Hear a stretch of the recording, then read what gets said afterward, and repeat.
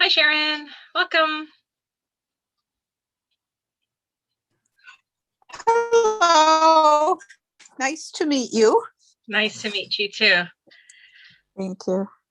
All right, we got lots of people coming in today. Good. Hi, Enda. Good to have everybody. Come on in, get yourself settled, get your water or your coffee or tea or your snack.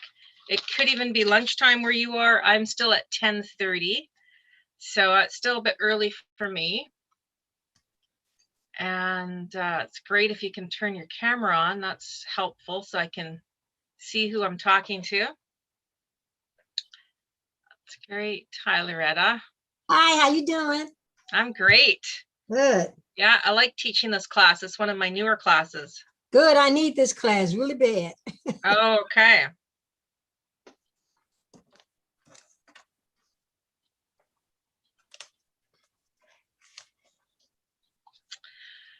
All right. So let me open my chat box. So welcome everybody to arthritis class. I will get my screen shared. Just give another minute or two, let everybody get brought into the class. So today we have Todd from support helping us out. So if you have any tech issues or you can't hear or you can't see or something's happening with your computer or phone, you can contact Todd in the chat there and he can try to help you out. Okay. So Louise is having troubles with her mic. Okay. So Todd, once you get everybody into class, maybe you can try and help out Louise Sullivan. She's on the screen there. Might be having troubles with her mic sound. All right, I'm going to start now by sharing my screen. So make sure we're all on the right spot. Today we're going to talk about arthritis management and most importantly, relief from our arthritis. To me, that's what counts. It's I don't like when people say, oh, let's try to figure out a way to manage your disease or illness. It's like, I don't want to manage it. I want to improve it. That's my big thing. I want to improve on my symptoms. So there's definitely ways to improve arthritis symptoms. There's no cure necessarily to rid ourselves of arthritis. A lot of times, and as we get through, we'll talk about the different types of arthritis. People will get a knee replacement. They'll get the joint completely replaced, or like your hip, you can get your joint completely replaced. If you have other areas, it may not be that easy to get a joint replaced. Those are the two most common. The knees and the hips seems to be, as us humans, the areas that get worn down. But we'll talk about that. For those who have not met me yet, my name is Ravina. I'm one of the guides at Get Set Up. I've been teaching since beginning of February. I really, truly enjoy doing what I'm doing. I retired from my corporate work about 2 years ago. I'd had enough. I was stressed. I was having symptoms. I was coming home every day. Just all I was doing was thinking about work.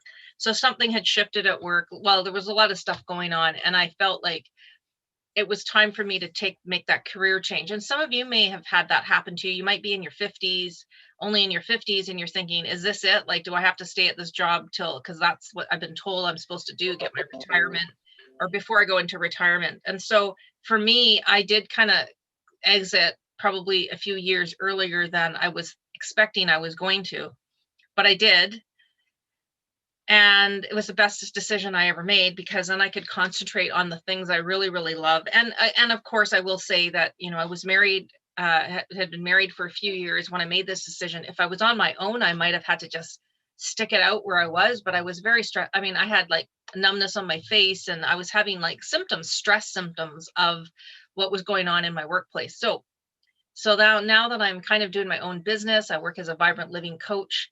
And now I do part-time teaching here at Get Set Up, and I really love it. So it's all about health and wellness for me. Anything to do with health and wellness, I want to talk about it. I want to hear about it.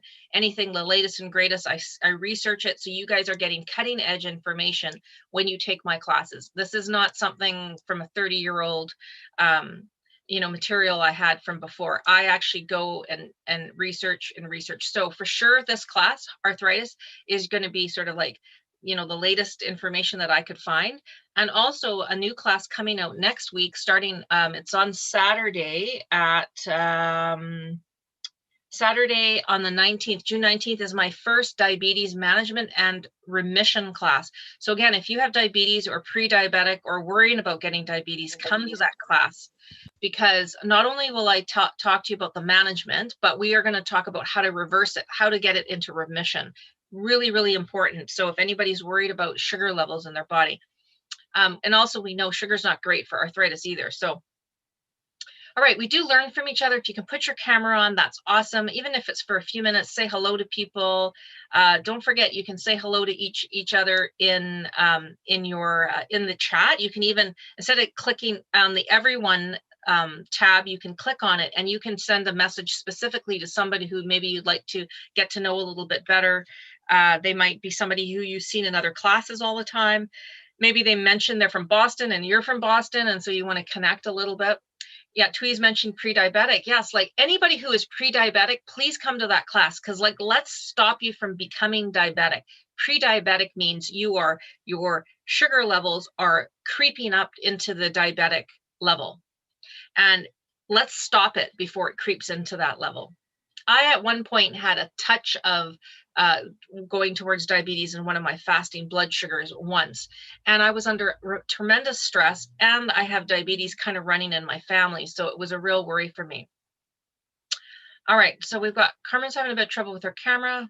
Todd will probably help you with that.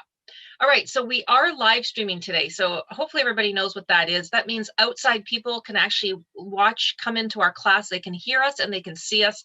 They cannot see the chat and they cannot ask any questions. So hello to all of you that are out there. And I hope that if you do enjoy what you hear, you'll come to class so you can also get the post notes from this class, which are really actually fabulous. I have two really good handouts I'm going to give out at the end of this class. And so for those of you in the class, one of them I just created, and we'll get to it and I'll explain to it what it is when we get there. We also don't get paid for promoting any kind of services or goods. So I might talk about a few things. It's just stuff I love. All right, today we're going to understand the different types of arthritis and what their causes are. We're going to look at 9 things we can do today to improve on our arthritic pain. And we're going to also learn about 5 foods that I would recommend you start eating on a daily basis to greatly reduce your arthritis pain. And I do believe that these foods will help. All right, so yeah, and we're going to talk about, we're going to get into the whole thing of wear and tear and what happens to our joints when we have a situation where it's bone on bone, which does not sound good. I'm sure nobody likes that sound, and we'll talk about that. If you have time, could you touch on the shoulder? Because I was diagnosed with bone on my shoulder. Okay, on your shoulder. Okay, yeah, we can certainly talk about that. Okay, so first question I want to ask all of you is, how many types of arthritis do you think there are? Like today, in today's society, I mean, they keep on, coming up with new stuff, but how many would you say on average? You can just type it into the chat. Let me know, what do you think? How many types of arthritis are there? When I was trying to think about it, I was kind of counting it on one hand going, okay, yeah, there's around 3. That's all I could kind of think of. How many do you think there are? Some people don't have a clue. Okay. Yeah, it's very interesting. I find this very interesting. There's actually over 100 types of arthritis. Crazy. Like, who knew that? Not me. So there are arthritis, specific arthritis and related types of conditions, but sort of considered in that umbrella of arthritis. What is arthritis exactly? So arthritis is when we have inflammation around our joints or in our joints, and it causes debilitating joint pain. So our joints get inflamed. Our joints get inflamed. Doesn't sound good. Doesn't sound very good. This would be me. Like my weaknesses are my knees, definitely my knees. He's holding his right knee. It's my left knee that's the worst. And even when I go for my walk every morning, if I haven't warmed my knee up quite yet and I start off too fast of a pace in my walk with my husband, I get a little bit of knee pain. So I have to sort of gradually get my knee working, especially say if I've been sitting for too long. I get up, I feel like an old person. I get up, I have to kind of straighten, wiggle my knee around a little bit before I can get that joint going. And we're going to talk about all that. So did you know that in America, there's 50 million people affected by arthritis? That's a lot of people, 50 million. And not only that, isn't this more surprising? 300,000 children are affected by arthritis in America. Now, you might be from another country, you might be from Canada like myself, but the thing is that it's like, we don't think about arthritis in children. Does anybody know of a child that has arthritis? Anybody? Yeah, you do? Yeah, I mean, maybe people do. But we consider arthritis ageless because it does affect our young people. And I wanted us to just be aware of that. So, and when you're a young person, say you're in high school and you can't participate in, let's just say, gym, we used to call it PE, physical education. I don't know what they call it now. Do they still call it physical education? I don't even know what they call it. And I don't have kids, so I don't know. But remember the kid that was on the sideline and, had the note from the mom or whatever and couldn't participate? Well, maybe it's because they have arthritis. It's not like so visible. It's not like they have a broken leg. So our children are getting affected by arthritis, and they maybe can't climb on the monkey bars or, whatever you guys call them. So the causes and treatments and options available vary depending on what type of arthritis you have. So let's get right into it. What is the most popular? It's OA, osteoarthritis. This is probably what the majority of people that are in class today maybe suffer from or are worried that that's what they're going to suffer from. So it affects, so we just talked about 50 million. Yeah, it's still called PE. Okay, good. I don't know because I don't have kids. 50 million suffering from arthritis, 27 million, so over half have OA. And what is OA? So what happens is, and you look at that picture, that's why I picked the knee picture, because that's what I feel sometimes. So you got your two bones and you've got the cartilages around the bone, and it's the cartilage that starts to break down, causing the bones to touch. And when the bones touch and rub, that's not a great feeling. You rub on the bones, you get pain, you get inflammation, you injure your bone. You can injure the bone when it's bone on bone. And then sometimes your bone is so freaked out, is trying to protect itself and protect you. What does it do? It forms a bone spur, or like a formation of some sort. Now, can you imagine on your foot, because that happens, people get it on the bottom of their foot. Now they've got this like growth on their foot, almost like a bone spur. People get it on their heel, and now walking is painful. So you get what I mean. Now, if you haven't had it happen to you in your feet, that's great, because at least you can still kind of move around. But we've got others here that mentioned even in their shoulder, having bone on the shoulder. Now that's not the most common, but what I would like we'll get into it. Why do we get arthritis? Why do we get osteoarthritis? So here's the risk factors, and let's just see if these risk factors are something that are affecting you. Well, the first one's age. So yes, as we age, we are at higher risk of getting osteoarthritis. So if you haven't taken my Optimal Brain Health course, I really get into detail about risk factors, but basically risk factors are always related to a medical condition or a disease. Risk factor, disease. How high is my risk of getting that particular disease?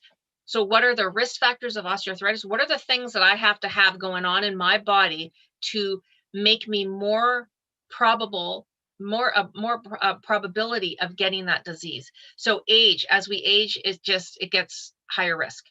Obesity, if we're carrying a lot of weight on our poor joints, higher risk.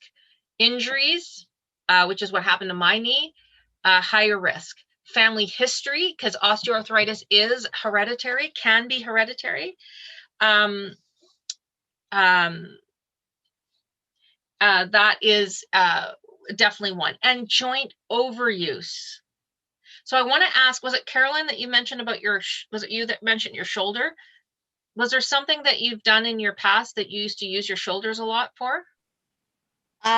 Yes.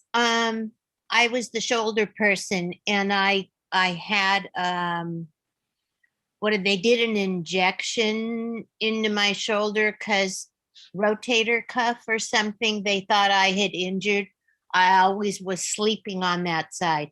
But Okay. I'm a retired teacher, so I wasn't using my shoulder to whoop the kids around. Okay. Okay. So, all right. So now what could have happened is an injury. So as you see on this risk factor list, injuries are there. Now, I didn't have osteoarthritis in my body. I had an injury to my knee. I got hit by a power cart on a golf course. So it's a long story, but the power cart hit me like getting hit by a car on the medial side. So the middle, like the side of my knee, and bashed my knee in that way. So after recovering from that injury, I developed osteoarthritis in my knee. So in your case, Carolyn, with the shoulder, because usually it's a repetitive thing when joint overuse, and anybody can guess when we overuse our joints. There's a couple, two general places that we have joint overuse. Can anybody guess? Hip and, well, probably the knee. Yeah, sorry, I wasn't clear on what types of things cause joint overuse in general? Repetitive motion, and you're not paying attention to it, and all of a sudden the pain happens. Absolutely. Repetitive motion. So in sports, right? You're doing the same motion over and over again. Definitely joint overuse. Also in occupations. What about those people that scan? I mean, now they're getting us to scan our own groceries, but remember they used to scan. Most of them would end up with carpal tunnel syndrome, in their wrist from doing a repetitive motion. What about tennis players? They get tennis elbow. They call it tennis elbow. Golfing, you're doing the same motion over and over and over again. So joint overuse is really big. But the other really big one is the injuries. So shoulders are a very difficult one. I'm going to say this: when you hurt this is just from a nursing perspective. When you hurt your shoulder, it takes a long time to heal. Sometimes we get these micro tears in our rotator cuff and our shoulder feels weak. You know how it's like if you went to do weights, you'd go, oh, why is my shoulder all weak? I can't do it. Maybe you can go this high, but you can't lift your arm all the way up. That just hurts too much to get that range of motion. So often injuries to our shoulder can cause you to have then manifest and develop, I should say develop, not really manifest, but develop osteoarthritis. So that's probably what's going on with you, Carolyn. For some reason, maybe you did something, you lifted something heavy at one point, or you somehow tore or hurt your rotator cuff. Shoulders take a long time to heal. So you got to be really, really patient when it comes to your shoulders. He wanted to do surgery and then said it would be a 3-month recovery. And I told him, I don't have time for that. I'm retired. Yeah, good for you. I know usually they just want to go in for surgery right away, but let's face it, we're going to learn there's lots of things you can do to improve your own joint health. And our bodies are healing machines. Like, just think about it. When you look at somebody who, like, say on your streets, one of your neighbors that's not the healthiest, they don't treat their body very well. They're out drinking at the pub on the weekends. They're I don't know, I don't want to say lazing around, but they're not really being kind to their body. Yet they still are alive. They still survive. They outlive the spouse that is, health conscious. And you wonder, how did that person do it when they don't treat their body very well? Well, our bodies try so hard every day to heal us, to keep us in good shape. When your body carries more weight, for instance, it's telling you something.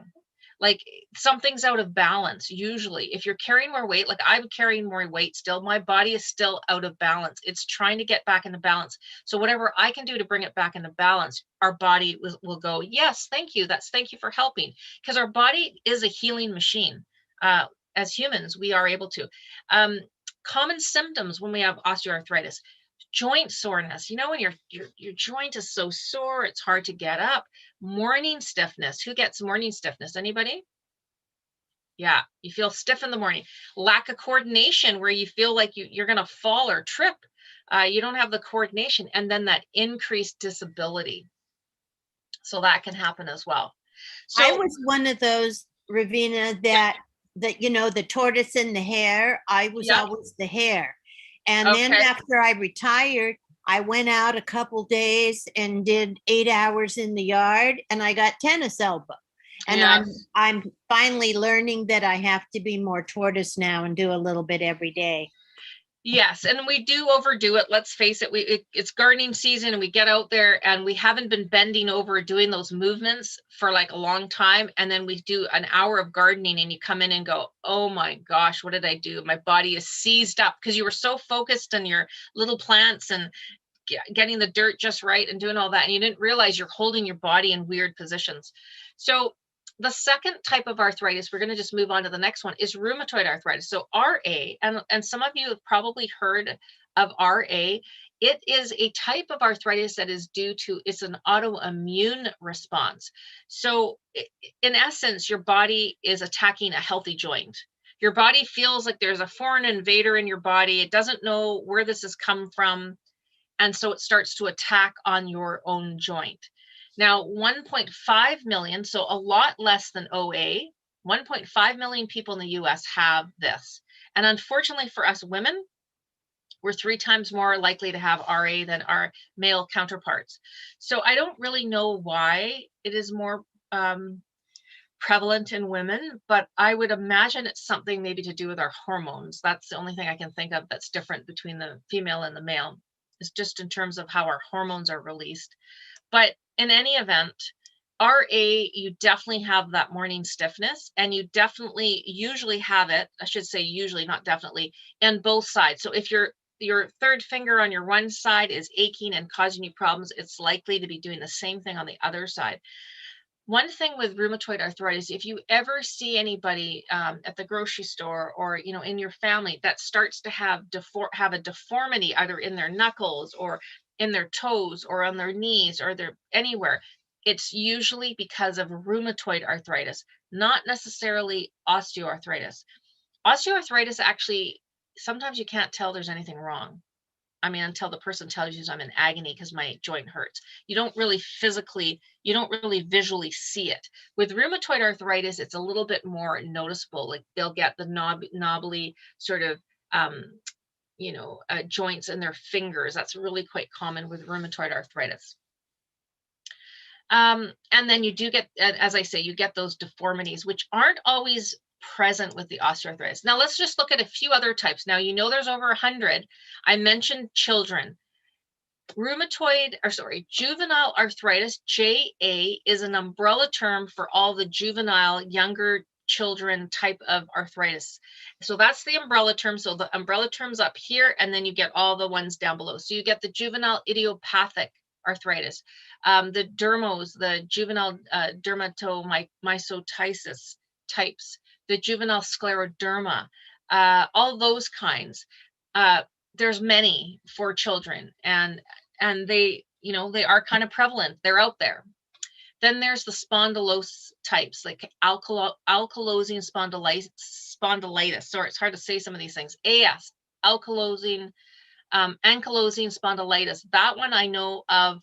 I used to have somebody that worked with me that had that, and he would have to kind of move around. Like he didn't have very good range of motion, and he'd have to kind of walk around. He had this sort of odd way that he moved his body because of the spondylitis. It was like he'd have to get either his joints fused in surgery or they were fusing. I can't remember what it was, but with that terrible inflammation, he would have to go for different surgeries, and he was kind of almost like a robot almost, and just the way he moved was not fluid. There's reactive arthritis. There's psoriatic arthritis. Now, if anybody is a golfer, you know that Phil Mickelson, he just won a pretty big golfing tournament. He's had psoriatic arthritis for years, and he has dealt with it and has been a professional golfer. So it's not like you can't live with these things, but we are going to learn some great things. Lupus, gout, fibromyalgia, all other types of arthritis that you've probably heard of, especially gout. I'm sure most of you have heard of gout. That affects, it's the crystals, the uric acid crystals that form in the joints, especially the big toe of the foot. And you've got agonizing pain. So if you ever suffer from gout and you get that foot pain by your toe, likely it is gout. So you need to definitely see the doctor and get that diagnosed, because there's, I think, 2 medications now you can take to prevent yourself from getting gout if it's something that keeps on happening to you. All right. I'm just going to shift gears just a tiny bit. And what I want to say about arthritis management and relief. Our doctors, our Western medicine doctors, so our family doctor, our MD, family practitioner, physician, whatever you call them, they don't really have a lot to help you for arthritis. They just don't. There's no cure.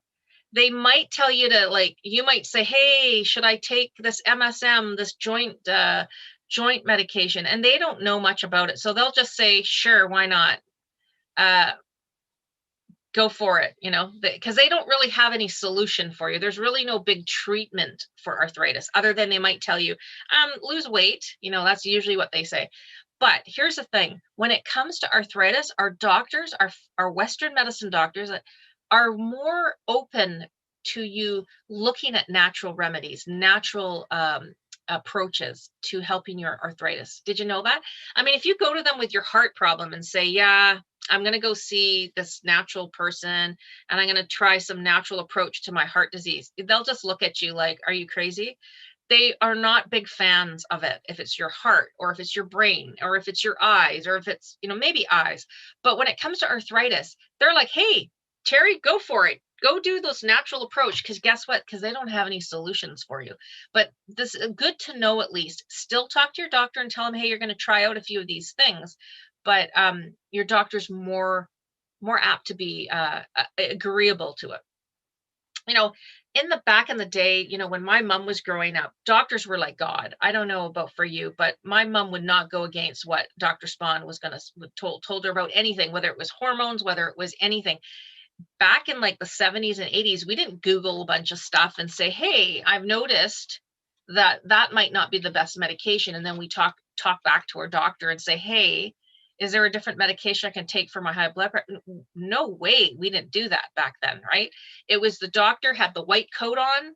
Now they're kind of casual, but they got the white coat on. You sit there and you listen to what your doctor has to say. Sylvia, did you have a question?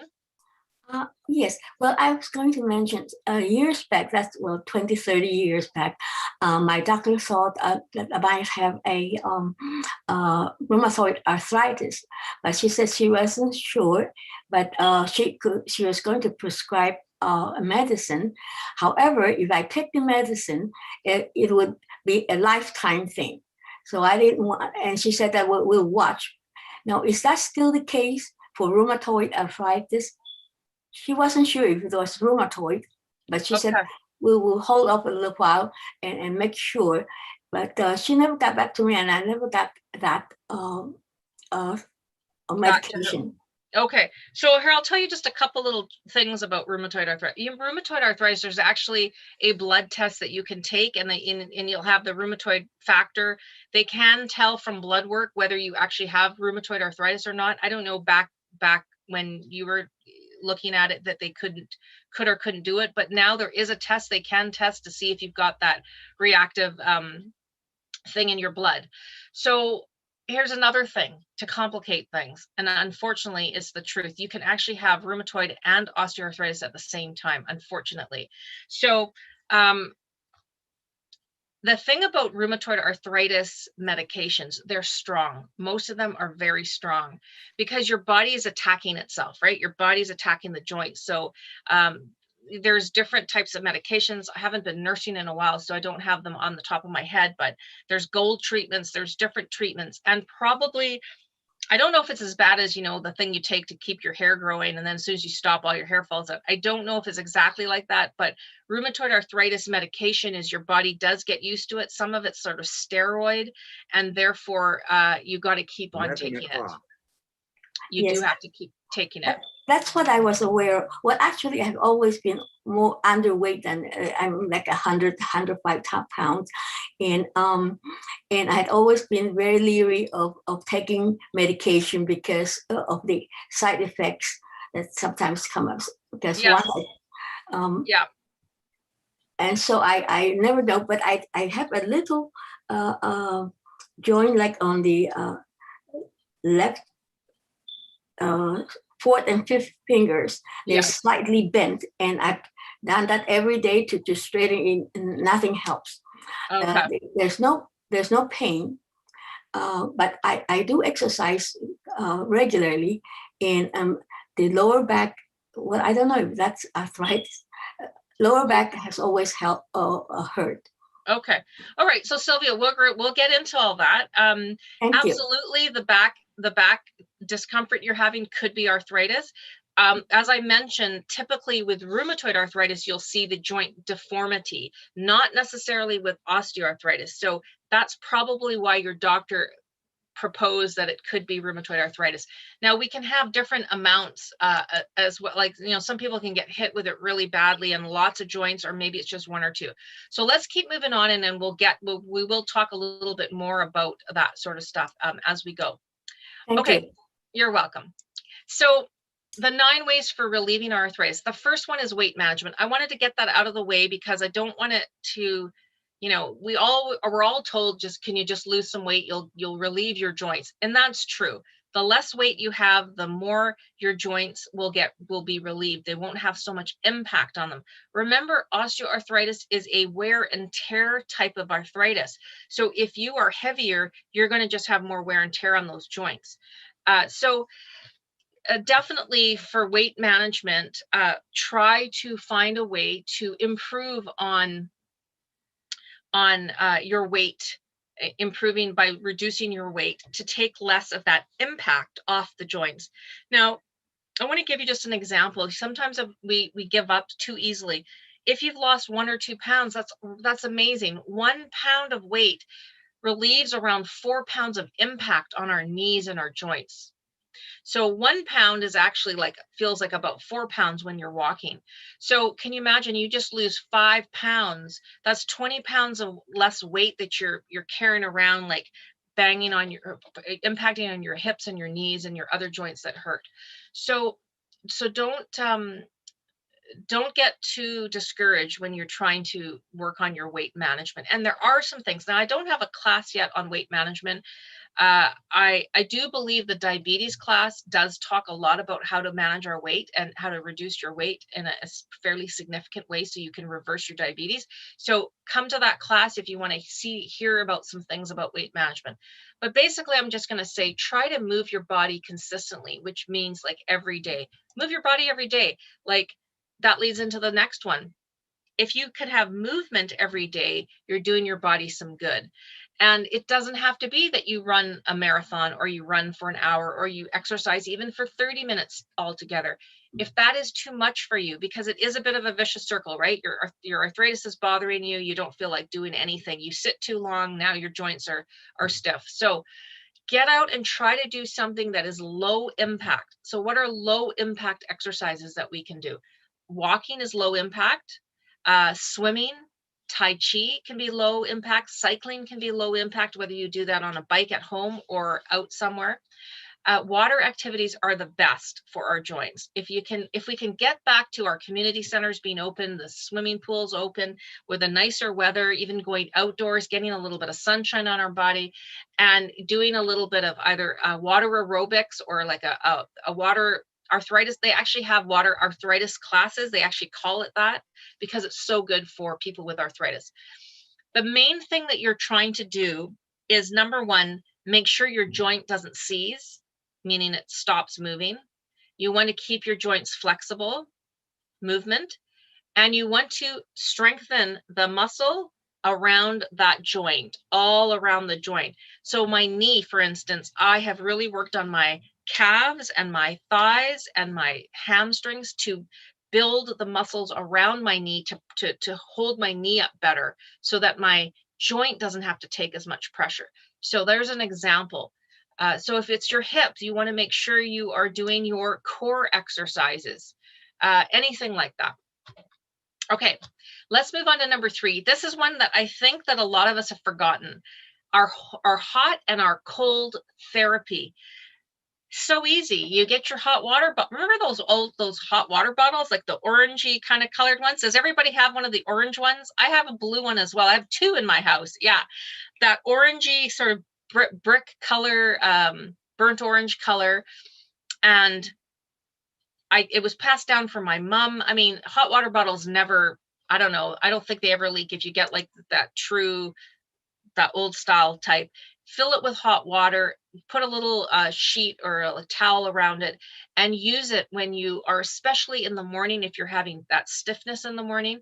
What about at nighttime?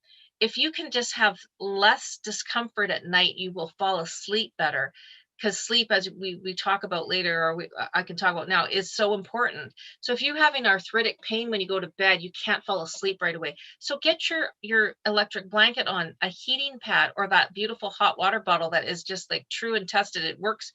It's so good. And then eventually it sort of falls out of the bed when you fall asleep, or it gets kicked down to the bottom of the bed.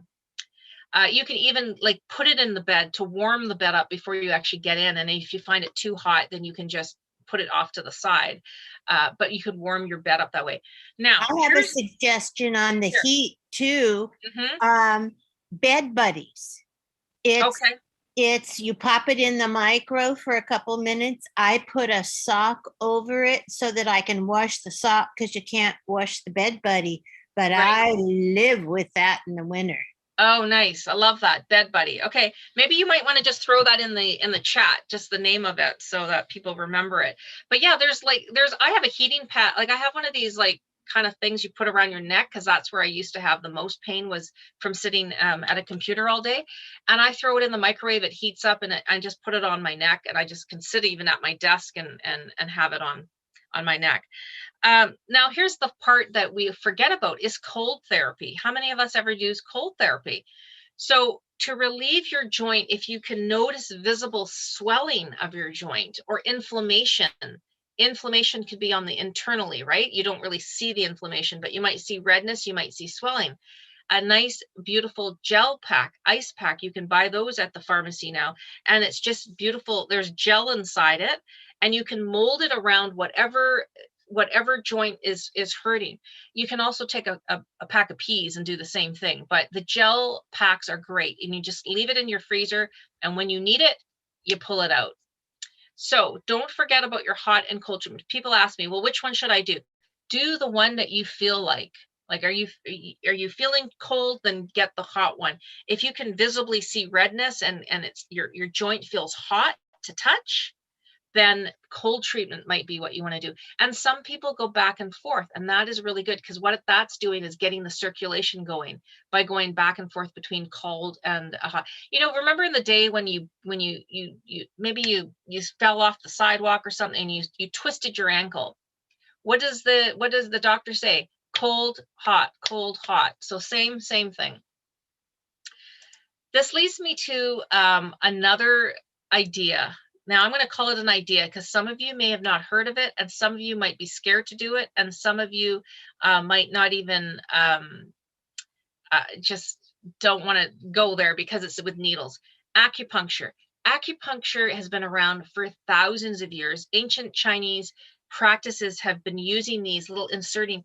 They're the finest little needles you'll ever see. Like what you can see in the picture here, like this, there's a little needle in this person's foot here. And then here you can see, if you can tell from the picture, it's very dark. That's the size of the needle, like the thinness of it. This is the end of it. That's not going into your skin. And they put these little needles in certain spots in the meridians of your body to open up the energy flow, the chi. We call it chi. And you might have blockage somewhere. there might be some blockage somewhere. And so with that blockage, these needles get the energy flowing in that area. Now, if you've ever tried acupuncture, they put the needle in and then they kind of tap the edge of it because they're trying to get it in the right spot. Sometimes you get this like zoop of energy, but then they know it's in the right spot. It's kind of a weird feeling at first, but then after about 5 minutes, you don't even notice you've got needles in you.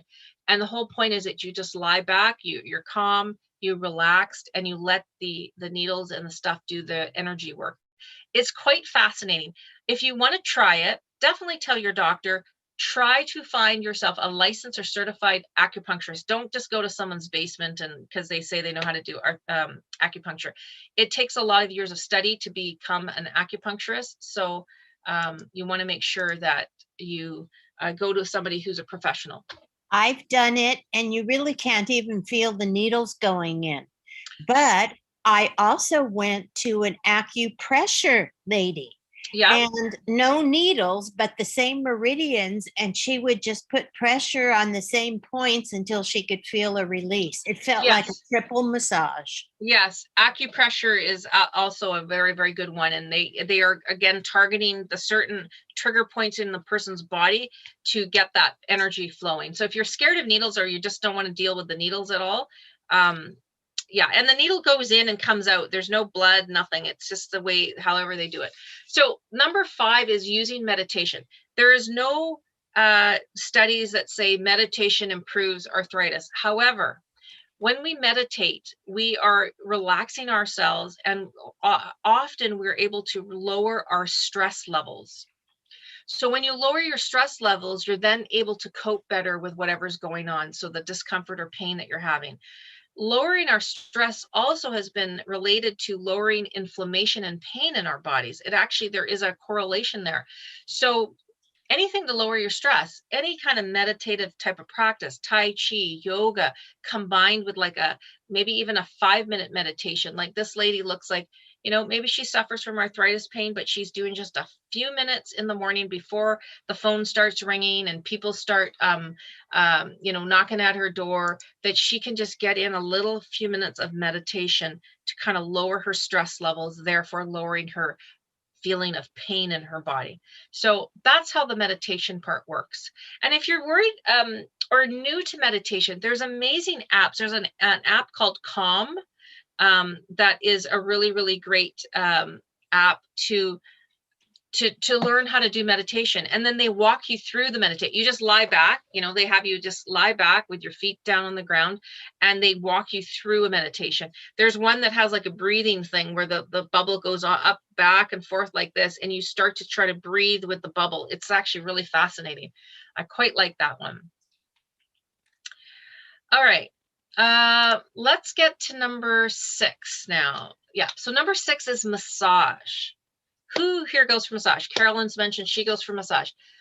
Massage is just like giving you an overall sense of well-being. Again, it's not like going for massage is going to improve your arthritis. But often when we have joint pain, we are like this. We're tight and constricted. I know when my mom, before she used to have her massage, like the massage therapist, it would take a few 10 minutes, even 15 minutes into the massage till my mom finally kind of relaxed your joints. Have you had that feeling where you feel so tight in your body, you are not relaxed, not at all? And they start to work on that muscle, and it's agony and it's pain. And as they start to massage, you slowly kind of release, and some of that pain dissipates because of the massage.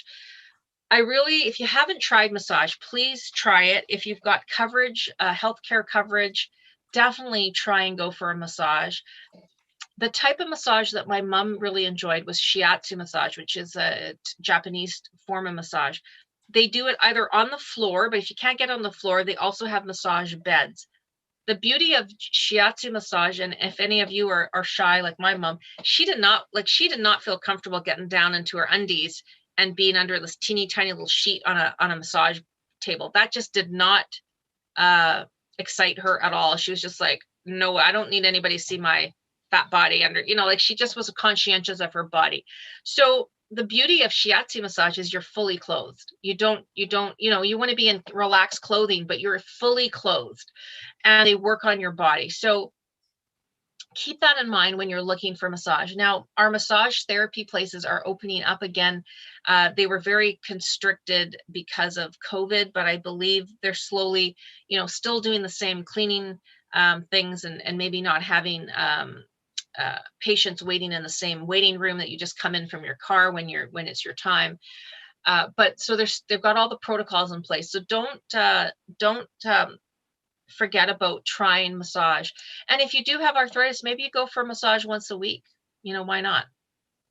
And my acupressure lady, you were always clothed, but just lightweight clothing, and she could push through. Yeah, it's very, very similar to like shiatsu's type of style of massage. Any other massages, like I go to a place across the street, they do get you to take most of your clothes off because of the type of massage they're doing, like Swedish massage and some other therapeutic massages. Like they use oil and they get it right, so you can't have your clothes on. All right. Number 7 and 8, these are very, very important points I want to point out to you guys. Physical therapists, also called physiotherapists, they're pretty much the same thing. I won't get into it. Some countries call it physical therapists, but basically these physiotherapy people help you with your range of motion for your joints and your strength. So don't forget about our physiotherapists. These guys are specialists. You do usually need a referral from your doctor, but if you've got arthritis and you have not had a chance to be with a physiotherapist, get with a physiotherapist. Let them help you put a program together. Let them check your range of motion now and then a month later and then 2 months later and see how you improve with your exercise program. So let's not forget about physiotherapists. Amazing specialists. I'm a nurse. I don't have their specialty. The doctor does not have their specialty, unless they specialize in this area. So let's not forget about our physiotherapist. And you don't have to be like you're sick in the hospital to have a physiotherapist come see you.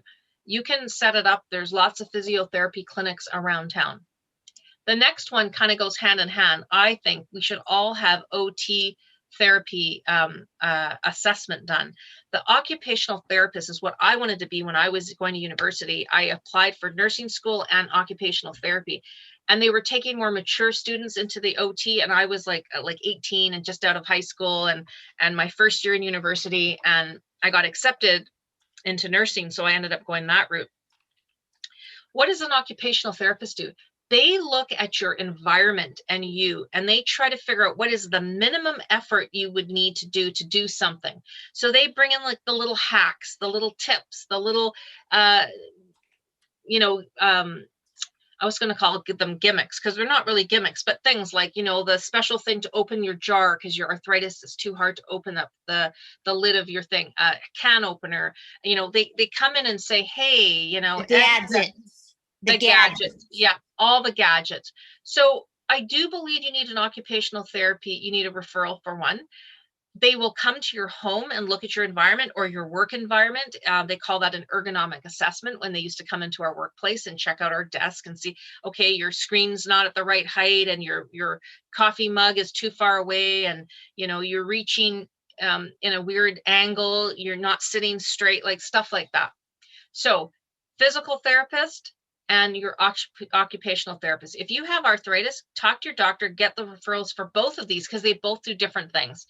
Then the 9th thing, and we're going to get into the last thing on foods. Eating a healthy diet is the thing that I feel will help to relieve your arthritis the most. Fresh fruits, fresh vegetables, whole foods can boost your immune system and then therefore your overall health, and really helps with arthritis pain and symptoms and discomfort. They even have evidence that having good dietary choices can really positively affect those with RA or OA, or both RA and OA. Now, the red on the screen, these are the foods that are known to promote inflammation. These foods are known to promote inflammation. We don't think about it. Our doctor's not necessarily telling us to stay away from sugar because that's going to help our arthritis, because they don't really know these things. let's face it, most of our medicine, Western medicine doctors got this much nutrition in their med school. Like, I'm talking zero. They might have even had an hour of training, but most of them, if you ask your doctor, ask them how much did they learn about nutrition in their in school, in the 5 or 6 or 7 years they went to school. Zero nutrition, because they don't think of it as a science. But here's the thing: excess red meat, processed foods, all those really bad saturated fats, minus the coconut oil, which I do believe is a healthy fat, the gluten containing foods, alcohol, sugar, other inflammatory foods. Now, I don't have it up here because I didn't want anybody to get upset with me, but guess what? Dairy foods are mostly inflammatory to our bodies, to most people. Dairy foods are inflammatory to our bodies. So if you are suffering with arthritis and you've noticed it's been flared up a little bit, and you realize, wow, that cottage cheese you bought at the store, you're eating cottage cheese every day, and you've increased your dairy products, other than the mucus you might be experiencing, it can affect our joints because it's a pro-inflammatory food. So in saying all this about the things that we can maybe cut down on, what should we be putting into our diet for from now on, starting today? The number one food, and most of you may guess this, the number one food is turmeric. Number one. The studies are endless about how amazing turmeric is. I don't know why. I mean, it kind of looks like ginger, because it's in a root form, although it's orangey. It stains your fingers. So I wouldn't necessarily buy it as a root. I would buy it as a powder. And it's the compound in turmeric that is so phenomenal, called curcumin. Nothing to do with cumin. Curcumin is the compound in turmeric that is magical. Now, again, talk to your doctor. Don't take my full advice here. But turmeric has the highest anti-inflammatory property of all the foods that I know. So if you are not having turmeric on a daily or weekly basis and you have arthritis, then you're missing out.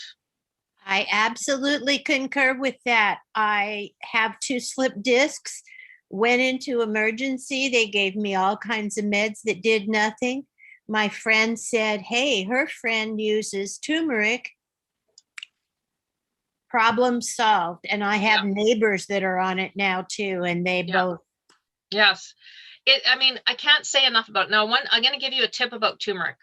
The tip about turmeric is, if you add black pepper to your turmeric, so if you're getting it in capsules, so if, say, you've talked to your doctor and they've said, yep, try turmeric capsules, make sure that black pepper is mixed in with that turmeric, because when you add black pepper to the turmeric, the curcumin is 2,000% more absorbable to you than without the black pepper. So I really researched this a little bit more because I wanted to understand. It wasn't like it's 2 times or 20 times, it's 2,000 times more absorbable if it has black pepper with it. So if you're going to have it in a capsule, make sure the capsule has black pepper. If you're going to have it in your food, shake in a little bit of black pepper into your soup or wherever you put your turmeric. Yes, and the U Theory one that they sell at Costco has the black pepper in it, and their capsules. And about every 3rd coupon booklet, they have a reduced price on them. Okay, excellent. Good to know. So the excitement I wanted to tell you about, 2 handouts you're going to get, and I'll just tell you so we don't run out of time. Number 1 handout I'm going to send to everybody in class today is the arthritis management. It's kind of like an OT, like occupational therapy tips and tools on things you can do from room to room in your home to improve your environment so you can reduce the stress and strain on your joints. So that's the number 1 thing. It's this great little booklet I created, put it together. I got the information from stuff online and things I researched, and I put it all together in a booklet. The second one is the one I just created last week, which I'm super excited about. 11 ways to use turmeric. So if you're kind of looking at me going, well, look, I'm not Indian background. Like, I mean, I come from an Indian background from Fiji, but Indian background, we use turmeric in a lot of our foods and our curries and things like that. But what if you're like from England or you're from Canada and you don't know, how am I going to use turmeric? Well, I got you covered. 11 really fabulous recipes that I've tried, every single one of them in my own little test kitchen here. They're excellent recipes. 11 ways to use turmeric. So your only job is to go find it in your grocery store. And I got you covered with the booklet, the recipe booklet. So you guys are like the first to get it, I think, or first or second to get my booklet, because I just created it last week. Do you have any thoughts on the quinol turmeric that's advertised? One of the doctors. I haven't. I think the best thing that you can do when you're buying turmeric, when you're buying your actual turmeric, is to make sure it comes from a good source, like a clean source, because like anything, like if you take my Detoxing Your Home course, when we eat our foods, there's pesticides. And so same with the root, there could be pesticides in the soil where these roots are grown. You just have to be more cognizant of that. And the more that you are, the more demand there'll be for fresh, clean products. And then grocery stores and stuff have to bring more of that in because there's demand for it. You're demanding your food to be clean. Okay, so now let me make a suggestion. I'm of Indian origin, and we get I get the powder from the Indian grocery stores, but all grocery stores have started carrying the roots, and you can get organic turmeric. Oh, okay. Good to know, Kamal. Thank you. Yeah, I mean, if you're careful, like you got to wear the gloves and stuff, because the root really stains. It can stain, and if you have a white counter like I do, it will stain the counter if you don't fix it right. So in Kamal's background, and she knows, that's what the root looks like. It looks kind of like ginger, but it's got that orangey color. Buy the root. Just be careful in your handling at home, and then you can get organic turmeric, and then you're set, right? Then you're set for yourself. But absolutely make turmeric part of your life. Like honestly, it's life-changing how significant it can help. Okay, we got a few more foods. Omega-3 fatty acids. Don't forget about your omega-3 fatty acids. That is one of the things that will help to lubricate your joints and make you feel better and reduce your pain. For both OA and RA. So you get it from your fatty fishes like salmon and herring and sardines. And you also get it in your seeds like flax seeds, hemp seeds, chia seeds. So if you're vegan, get it in your seeds. Make your chia pudding. Like you can make pudding with chia seeds. You just Google it, and it's an easy way to get this. So we've got turmeric and omega-3 fatty acids, vitamin D. A lot of us are low in vitamin D and we didn't even realize it. So I want you to get your vitamin D. Where do you get it? In your food. Salmon, liver, egg yolks, mushrooms have lots of vitamin D. Isn't that great to know? And sunshine. Get your sunshine. Don't slather every bit of your body with sunscreen and never get any sun on your face. It doesn't have to be a bright sunny day where you're going to burn. It can just be sunlight, just getting a little bit of sunlight on your skin, just to kind of get that manufacturing a little bit, because you can manufacture vitamin D in your body. Usually not enough, so we go to some of these foods. The fourth one is nuts. Again, why? Because nuts have that inflammatory properties in them because of the omega-3s. So the only thing with nuts is don't overdo your nut eating. I tend to do that sometimes if I'm hungry in the nighttime. I can't think of anything good to eat, so I go for a handful of nuts. I go to my desk, I go do my stuffing, then guess where I am again? Back in the kitchen for another handful of nuts. So try to kind of measure out your nuts a little bit and say, this is my nuts for today, because you can easily it's like eating popcorn, but you're eating nuts, and it's a lot of fat all at once. And the last one are the healthy oils. And I want to just mention healthy oils. Something in olive oil, it's called oleocanthal. It is the compound in olive oil that is almost similar in properties like the inflammatory medications we sometimes go on, like the NSAIDs. Those are those strong medications we do for, when our body's inflamed. But olive oil has the same properties. So enjoy your olive oil. Sprinkle it on in your salad dressings. Use avocado oil and walnut oil, but just be more careful that you don't heat those oils up.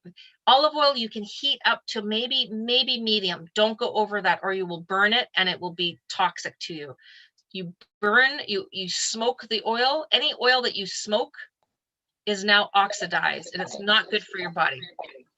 How about grape oil? What kind of oil? Grape oil. Grapeseed oil. Okay. Yes. I'm not a huge fan anymore of some of these plant oils, and I'll tell you why really quickly. Omega-3s we need, omega-6s we need, and typically we want it in one-to-one. But this is how we are in our bodies. We've got low omega-3 and our 6s is like 15 or 16 to 1. That's typical in each of us. We want to make that more like this. All those things like grapeseed oil, canola oil, peanut oil, all those things are plant oils that are high in omega-6s, not omega-3s. So you're just going like this when you do it. When you buy any packaged foods, it's all full of the canola oil. You're stretching your omega-3, 6 away from your omega-3. So if you can bring in the avocado oil, the walnut oil, and the olive oil, you can try to get that more at a better rate. Okay, thank you very much. You are welcome. So to summarize, I feel like we've learned a lot about arthritis. I hope you've come with some things, learned some things today that you can take into your day, even starting today. We've looked at the 9 natural ways and these 5 foods, awesome ways to try to reduce our arthritic pain. There's more and more classes coming out every day. So look for new classes. A few of my new ones are coming out on the schedule in the next week or so. So look out for them. The diabetes one is next Saturday. And I will send you out an email and you're going to get 2 attachments. So look out for those attachments. I'll send them pretty soon after this class. And please fill out the feedback form here. We really do look at the feedback. We do look at what you say. We try to improve our classes. I'm always trying to improve my classes. So look out for that. And you can invite friends now to classes. So you have this little invite friend button that shows up after you've signed up for a class. And then please go ahead and send an email to help@getsetup.io if you would like a recording of today's class or any classes. As long as you've been in the class, they will send you that recording. So thank you so much, everybody, for being here. I really appreciate everybody's participation and willingness to listen to me for a whole hour. All right. Okay. Well, I'm going to say goodbye. I have one more class to teach today. If any of you want to come to it at 12:30 Pacific time. So in 1 hour, I'm teaching healing foods. Yes. Thank you so much, everybody. Bye. Bye-bye. Thank you. Thanks, Todd, for all your help. Bye, Arvina. Yeah. Thank you. Bye-bye. Thank you very much. You're welcome, Kamal. Thanks for your tip. I enjoyed your tip.